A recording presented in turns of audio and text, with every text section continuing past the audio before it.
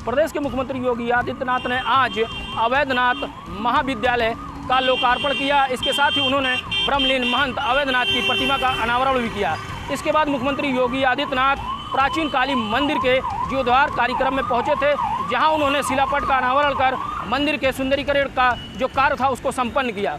उन्होंने वहां मौजूद लोगों से कहा कि जो इसके महंत हैं, महंत रविंद्र दास, इनके प्रयास और इनके लोगों के प्रयास से इस मंदिर का सुंदरीकरण हुआ है। मंदिर अब पूरी तरीके से बनकर तैयार हो चुका है।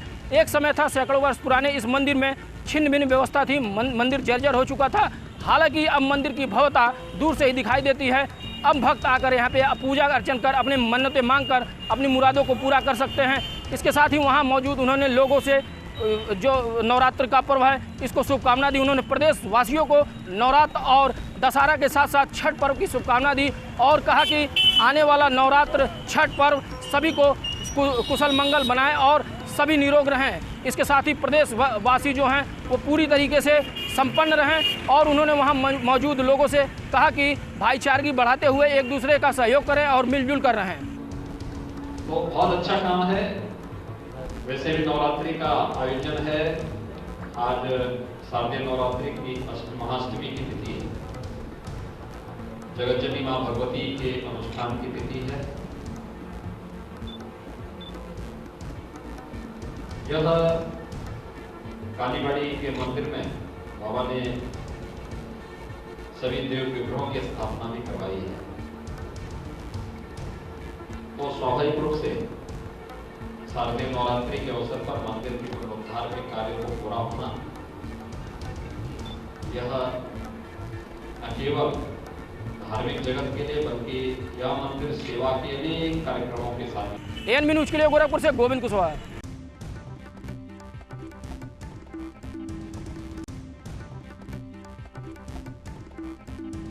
मंदसौर जिले के प्रसिद्ध धार्मिक स्थल दूधाखेड़ी माता में के मंदिर में हर साल लगता है भक्तों का तांता। आपको बता दें कि नवरात्रि के अवसर पर दूधाखेड़ी माता के दरबार में मध्य प्रदेश, राजस्थान, आसपास की सीमा से लाखों श्रद्धालु यहाँ पर दर्शन करने आते हैं।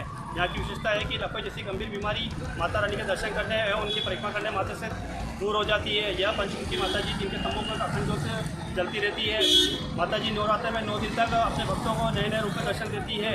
आपको बता दें कि अभी सप्तमी के अवसर पर ग्राम बड़ियाबरा ग्राम से पैदल यात्रा निकाली गई, जहां पर 551 फीट लंबी चुनरी यात्रा भक्तों द्वारा निकाली गई, जिसमें हजारों की संख्या में श्रद्धालु मौजूद रहे और वहाँ माता को 551 फीट लंबी चुनरी चढ़ाई गई। हमारी माता जी लकवे की शिकायत है और यहाँ पर मतलब ऐसी मान्यता है कि जो लकवे से ग्रसित होते हैं वो माता की कृपा से बिल्कुल स्वस्थ होकर, तंदुरुस्त होकर अपने घर पर जाते हैं। और जब से मैंने जन्म लिया तब से मतलब और इससे पहले की मान्यता है, मैंने तो सुना ही है और हमारे दादाजी परदादाजी भी कहते हैं कि यहाँ चमत्कारिक शक्ति पाई जाती है। देवी की असीम कृपा से ही लकवा दूर हो जाता है। एनबी संवाददाता दीप्ति सोलंकी, मंदसौर।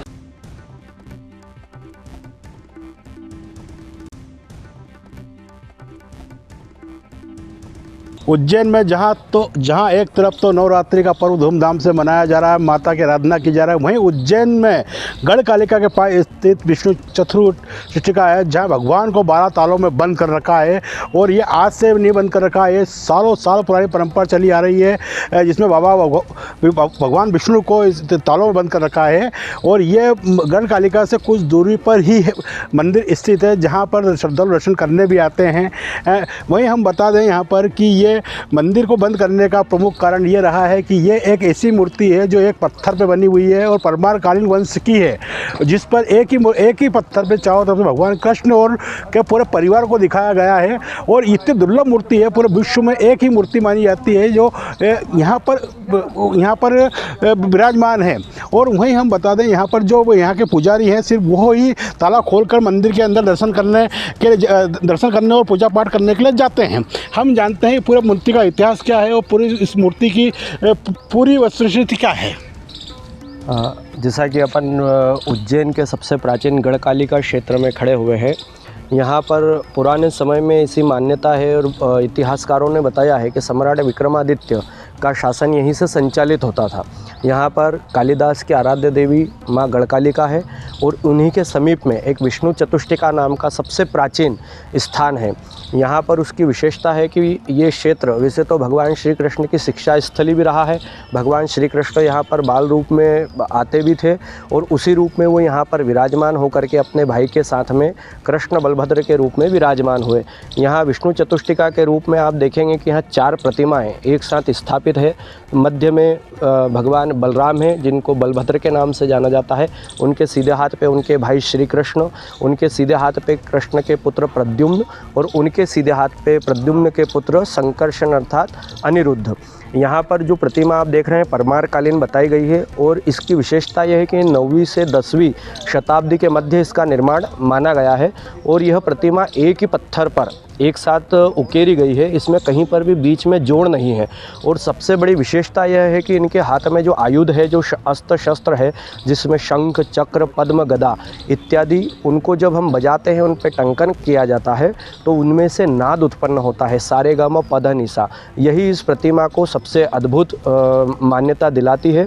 उसके पीछे मान्यता यह है कि ये प्रतिमा पूरे विश्व में एकमात्र है और इसकी पूर्ण सुरक्षा हो, इसी को लेकर के पुरातत्व विभाग द्वारा इसको राज्य संरक्षित स्मारक घोषित करके इसको 7 तालों में कैद किया जाता है ताकि कोई भी व्यक्ति आकर के इसको हानि न पहुंचाए और दूर दूर से लोग आकर के इनके दर्शन। पंडित जी ने बताया है कि भगवान को तालों में क्यों बंद कर रखा गया है, क्या कारण है इस कारण से भगवान को तालों में बंद करके रखा गया है, क्योंकि पूरे विश्व में एकमात्र मूर्ति है भगवान की जो पहले कृष्ण और बलभद्र के नाम से जानी जाती थी, लेकिन इसके जब परमार वंशावली ने इस मूर्ति की यहाँ पर स्थापना की थी, उसके बाद इसने विष्णु चतुष्टिका के नाम से किया गया और ये मंदिर गढ़कालिका मंदिर से मात्र कुछ दूरी पर ही उपस्थित है। उज्जैन से विजेंद्र यादव, ANB न्यूज के लिए।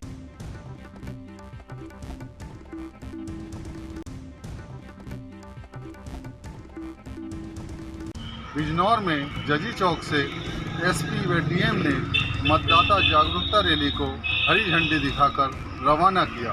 वे NCC के छात्र छात्राओं ने बिजनौर में पैदल गश्त करके वोट डालने को लोगों को जागरूक किया। आज भारत निर्वाचन आयोग के निर्देशानुसार मतदाताओं में जागरूकता पैदा करने के लिए, नए मतदाता बनने के लिए, जिनमें कोई मतदाता के नाम सही कराने के लिए और लोकतंत्र के प्रति अपने जो अधिकार हैं वोट देने का, उसके प्रति जागरूक करने के लिए रैली निकाली गई है, जिसमें NCC के बच्चे, NSS के बच्चे, स्काउट के बच्चे और बहुत सारे विभिन्न स्वयंसेवी संगठन और विद्यालयों के बच्चे सब इसमें आज शामिल हुए हैं। ANB न्यूज़ से गुड्डू भारती, बिजनौर।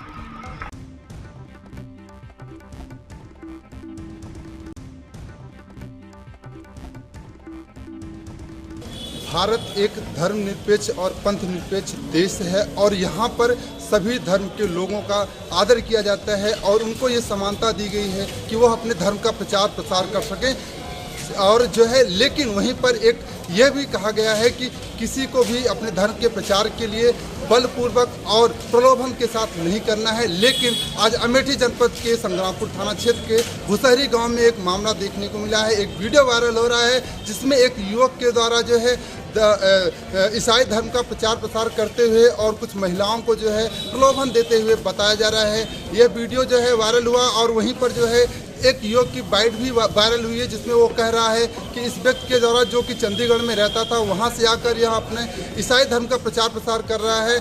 और ऐसे में जब पुलिस अधीक्षक दिनेश सिंह से बात की गई तो उन्होंने बताया कि यह मामला जो वीडियो वायरल हो रहा है ये हमारे संज्ञान में आया है। इसके लिए हमने पुलिस अमेठी CO और जो है हमें संग्रामपुर थानाध्यक्ष को जो है हमने सूचित कर दिया गया है। टीमें गठित की गई हैं, उनसे पूछताछ जारी है। फिलहाल अभी तक इसमें कोई जानकारी नहीं मिली है। जैसे ही कुछ जानकारी होती है उसके अनुसार विधिक कार्रवाई की जाएगी। इस प्रकरण में क्षेत्राधिकारी अमेठी और थानाध्यक्ष संग्रामपुर के द्वारा जांच की जा रही है। अभी तक जांच जारी है। यदि ये पाया गया कि कोई किसी व्यक्ति को धर्म परिवर्तन के लिए प्रलोभित कर रहा है या दुष्प्रेरित कर रहा है तो निश्चित रूप से वैधानिक कार्रवाई की जाएगी। कैमरामैन यादव के साथ राजकुमार Jaiswal, ANB news Amethi.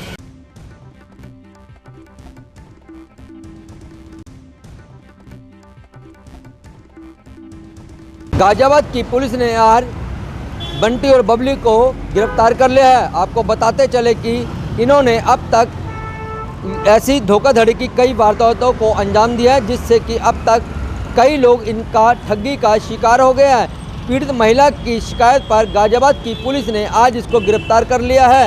Police ने बताया कि इन दोनों की लव मैरिज हुई थी, उसके बाद इन्होंने ठगी करना और लोगों को अपना शिकार बनाना शुरू कर दिया था, जिसके बाद आज इनकी गिरफ्तारी हो गई है। कहीं ना कहीं लोगों को भी जागरूक होने की ज़रूरत है। आपको बताते चले कि अब तक एनसीआर में इन्होंने सैकड़ों लोगों को अपना ठगी का शिकार बनाया है और उनसे करोड़ों रुपए की ठगी की है। देखिए, इंदिरापुरम थाने पे एक मुकदमा पंजीकृत हुआ था, जिसमें एक व्यक्ति थे जो रिटायर्ड थे, उनके साथ लगभग 87 लाख की ठगी हुई। उस संबंध में जब साइबर सेल और इंदिरापुरम पुलिस द्वारा जांच की जा रही थी, तो पता चला कि लक्ष्मीनगर जो दिल्ली में था, वहाँ पे एक कॉल सेंटर चलाते थे 4 लोग मिलकर, और उनके माध्यम से ये लोग पॉलिसी मैच्योर कराने के नाम पे एफसी और विभिन्न कंपनियों की आरटीए, IRDA और बीमा कंपनियों का कर्मचारी बनकर और पॉलिसी मैच्योर कराने के नाम पे ठगी का काम करते थे। इसमें से 3 अभियुक्त, इसमें एक महिला भी है और उन तीनों को पकड़ा गया है। इनके पास से इस घटना में जो पैसा इन्होंने ठगा था, उससे एक गाड़ी जो इन्होंने खरीदी है वो बरामद हुई है। बाकी इनके पास से कुछ कैश और चेक बुक्स वगैरह और मोबाइल बरामद हुए हैं। इनके माध्यम से गाजियाबाद से कैमरा पर्सन सोनू के संग में परवीन अरोड़ा, ANB न्यूज के लिए।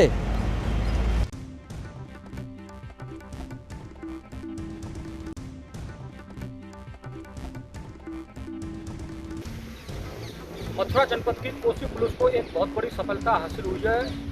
पुलिस के द्वारा वाहन गैंग के पर्दाफाश किया है। पुलिस के द्वारा उसमें 8 आरोपियों को गिरफ्तार किया गया है। भारी मात्रा में वाहन बरामद किए गए हैं। वहीं मथुरा के वरिष्ठ पुलिस अधीक्षक गौरव ग्रोवर के द्वारा जानकारी देते हुए बताया गया है कि मथुरा जनपद में वाहन गैंग चोरों की शिकायत मिल रही थी, जिसको लेकर पुलिस के द्वारा कई टीमें लगाई गई थी और पुलिस को इस संबंध में बहुत बड़ी सफलता हासिल हुई है। पुलिस ने 8 आरोपियों को गिरफ्तार किया गया है।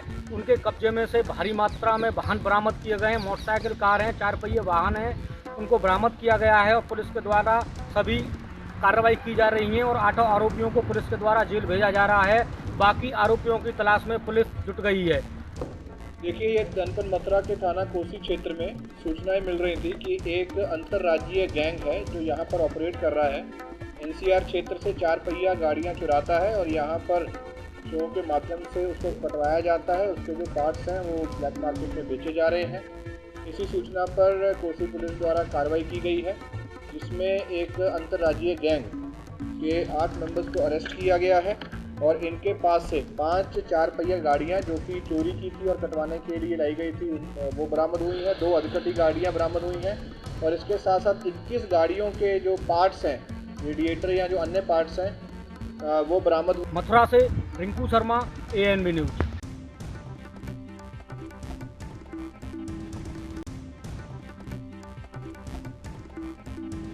डेंगू का प्रकोप दिन ब दिन बढ़ता ही जा रहा है। वहीं इसी मामले को लेकर फर्जी जो चिकित्सकों द्वारा जो फर्जी हॉस्पिटल खोले गए हैं, उनकी आड़ में मरीजों की जान से खिलवाड़ होता नजर आ रहा है। आपको बता दें, खासकर जनपद के अमापुर रोड स्थित रानी अवंतीबाई हॉस्पिटल में कल शाम को एक मरीज भर्ती किया गया था, जिसे उन्होंने डेंगू पॉजिटिव बताया था, जिसकी सुबह मौत हो गई। परिजनों का कहना है कि उन्होंने जब परसों अमापुर CHC में उसका टेस्ट कराया था तो उसका डेंगू नेगेटिव आया था। उसके बाद जब उसका बुखार नहीं उतरा तो उसे यहाँ पर भर्ती किया गया।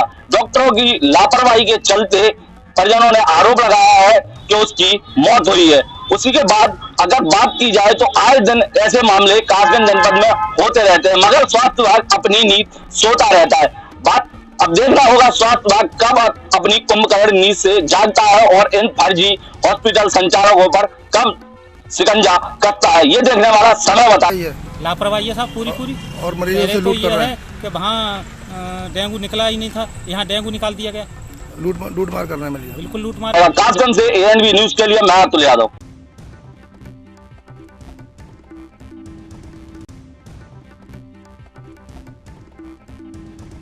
रीवा जिले में रीवा कलेक्टर के द्वारा हर शनिवार सफाई अभियान भी चलाया जाता है कि हर एक शासकीय कार्यालयों को स्वच्छ रखने के लिए सफाई अभियान किया जाए और सफाई अभियान चलाकर कार्यालयों को स्वच्छ बनाया जाए। लेकिन शासकीय हाई स्कूल जड़कुड़ में इसका असर किसी भी तरह से दिखाई नहीं दिया।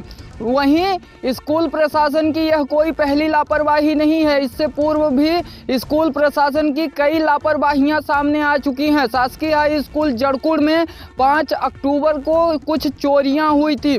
चोरी भी इस कदर से कि चोर रात के समय स्कूल में घुसे, लेकिन एक कमरे में 5 पंखे लगे हुए थे। 5 पंखों में से सिर्फ चोर एक ही पंखे को चोरी किए और हर कमरे से एक एक पंखे को चोर चोरी किए। हालांकि इसकी शिकायत स्कूल प्राचार्य के द्वारा पिपराही चौकी में की गई, लेकिन अपने वरिष्ठ अधिकारियों के संज्ञान में इस बात की जानकारी नहीं दी गई। वहीं आज एएनबी न्यूज के द्वारा बीईओ हनुमाना को इस बात की जानकारी दी गई, तो बीईओ के द्वारा बताया गया कि स्कूल प्राचार्य को नोटिस भेजी जा रही है और इसकी जांच करवाई जाएगी। जो भी तथ्य सामने आएंगे उसके आधार पर कार्यवाही की जाएगी। हमको पता नहीं था, आपके द्वारा अभी बताया गया है, वही हमको मालूम है।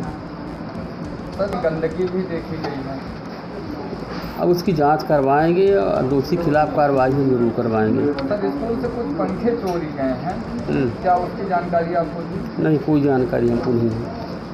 सर इस पे आगे क्या कार्यवाही? अब संस्था प्रधान के देखेंगे कि उन्होंने क्या किया, FIR किया कि नहीं किया है, उसको देखेंगे और उनको भी नोटिस जारी करेंगे। हालांकि देखना यह दिलचस्प होगा, क्या स्कूल प्रशासन पर वरिष्ठ अधिकारियों के द्वारा कुछ कार्यवाही की जाएगी या फिर ये भी मामला मिली भगत में चला जाएगा। एएनबी न्यूज के साथ संवाददाता विजय त्रिपाठी, रीवा।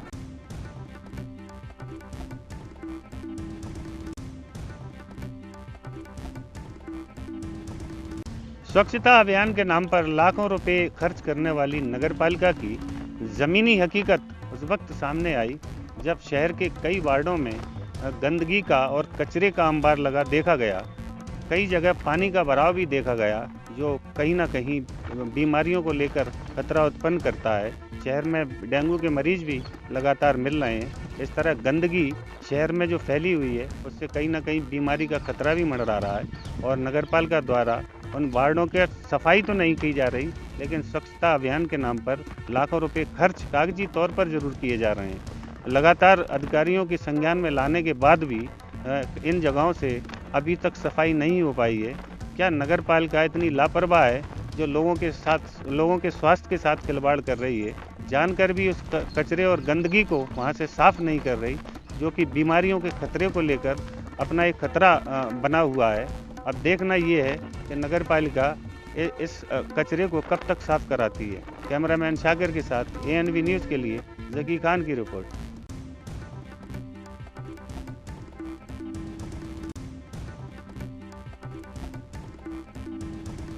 उत्तर प्रदेश सरकार ने महिलाओं के लिए चाहे कोई भी कानून बना दिया हो, लेकिन महिलाओं पर होने वाला अत्याचार रुकने का काम नहीं ले रहा है। वहीं ताज़ी मामला अलीगढ़ के थाना छर्रा क्षेत्र के गांव डोरई का है, जहां पर महिला अपने घर पर देर रात सो रही थी। अज्ञात हमलावरों ने आकर महिला के ऊपर हमला बोल दिया और वहीं महिला को गोली मारकर गंभीर घायल कर दिया, जो कि महिला को जिला हॉस्पिटल के लिए रेफर किया गया है और वहीं इलाका पुलिस पूरे मामले की जांच में जुटी हुई है। अब देखने वाली बात यह रहेगी कब तक महिलाओं पर होने वाले अत्याचार पर प्रशासन और पुलिस कब तक नकेल कस पाती है या नहीं, ये तो आने वाला समय ही बता पाएगा। अलीगढ़ से एएनबी न्यूज के लिए मुकेश कुमार उपाध्याय।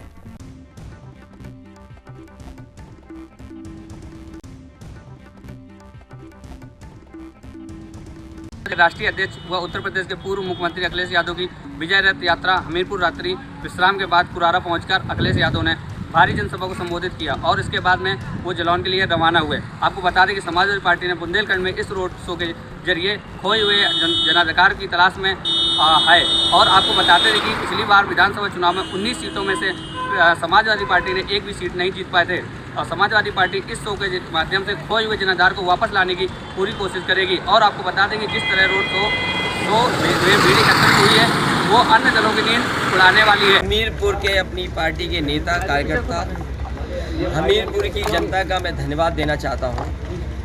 कल रात से जब से मैं चला हूँ, उन्होंने जोरदार सहयोग देने का और जिस तरीके से उत्साह और जोश दिखाई दिया है जनता के बीच में, हमें पूरा भरोसा है कि भारतीय जनता पार्टी का उत्तर प्रदेश से हमीरपुर से एनबी न्यूज़।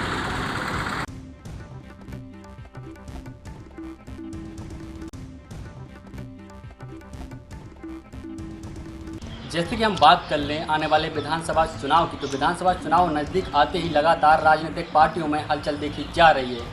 तो वहीं आज सपा के पूर्व सीएम अखिलेश यादव हमीरपुर से होते हुए जनपद जालौन के कालपी पहुंचे, जहां पर उन्होंने उनके कार्यकर्ताओं को संबोधित करते हुए उनका मनोबल बढ़ाया। वहीं उन्होंने बीजेपी सरकार पर गंभीर आरोप लगाते हुए कहा कि बीजेपी सरकार ने किसानों के लिए क्या किया, किसानों के लिए बस मुसीबत बढ़ाकर रख दी, और उन्होंने कई ऐसे गंभीर आरोप भी लगाए हुए हैं। खुशी दिखाई दे रही है,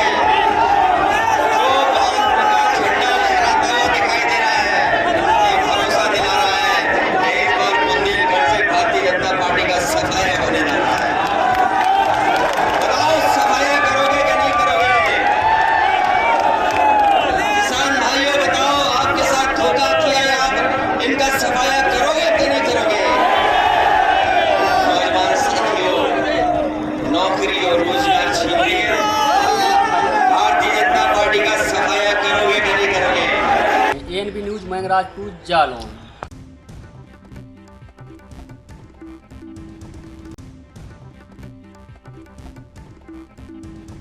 यूपी 2022 विधानसभा चुनाव को लेकर सभी पार्टियां चुनावी मैदान में उतर चुकी हैं और अपनी पूरी ताकत झोंक दी है। आपको बता दें कि जनपद हाथरस की तहसील सादाबाद के एक गांव में आज राष्ट्रीय लोकदल की जनसभा को संबोधित करने के लिए राष्ट्रीय लोकदल के नेता जयंत चौधरी हाथरस पहुंचे। वहीं राष्ट्रीय लोकदल के कार्यकर्ताओं ने जयंत चौधरी का फूलमाला पहनाकर जोरदार स्वागत किया। 2022 विधानसभा चुनाव की प्राथमिकता गिनाते हुए जयंत चौधरी ने जनसभा को संबोधित किया। Jaikishor Kushwaha, NB news Hathras.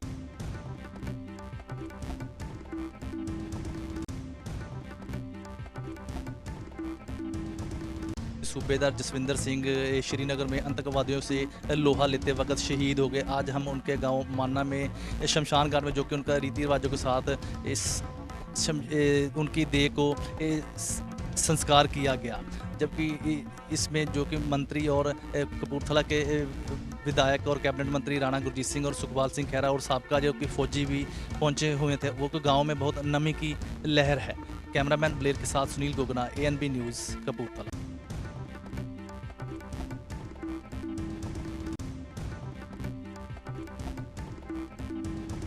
नवरात्र धीरे धीरे अपने अंतिम पड़ाव पर है। आज 8वां दिन है और मेले का माहौल जिले में देखने को मिल रहा है। देवरिया जिले के कस्बे की जो मैं बात कर दूं बीच शहर की, तो यहाँ पर सबसे ज़्यादा देखा जा रहा है कि देवरिया खास में जहाँ कन्याओं यहाँ पे दुर्गा रूप में स्थापित है, 101 कन्याओं को यहाँ पर दुर्गा रूप में देखा जा रहा है। जो छोटी छोटी कन्याएँ आकर दुर्गा के रूप में 7 बजे शाम से रात 12 बजे तक बैठती हैं। उनका लोग पूजा करते हैं, आरती करते हैं और आशीर्वाद लेते हैं। ये आयोजक मंडल जो यहाँ पे गिरजा शंकर हैं, उनकी काफ़ी लोकप्रियता है और विगत 10 वर्षों से ये कार्यक्रम चल रहा है। जिले में आकर्षण का विषय बना हुआ है। देवरिया जिले में पुलिस प्रशासन पूरी तरह मेले को लेकर अलर्ट पर है और हर जगह यहाँ पे दुर्गा प्रतिमाएं रखी गई हैं, पंडाल सजे हैं, दुर्गा जागरण भी हो रहा है और लोग कोरोना काल के बाद अपने घरों से निकलकर मेले की तरफ बढ़ने को एकदम उत्सुक हैं, निकल रहे हैं। निश्चित तौर से कोरोना काल के बाद ये दशहरा रौनक भरा दशहरा देखने को मिल रहा है और लोगों में काफ़ी खुशी है, उल्लास है। 2 दिनों तक ये मेला चलेगा। आज अष्टमी का दिन है, 9वीं 10वीं को भी मेला होगा। पूरी तरह से यहाँ पे प्रशासन अलर्ट पे है, पूरा प्रशासन सुविधाओं का ध्यान रख रहा है। वहीं पर आयोजक मंडल भी अनेकों भक्ति कार्यक्रम करा रहे हैं, बड़े बड़े गायक और कलाकार भी आ रहे हैं, दुर्गा गीतों का लोग श्रवण कर रहे हैं। देवरिया से विशाल मिश्रा, एनबी न्यूज़।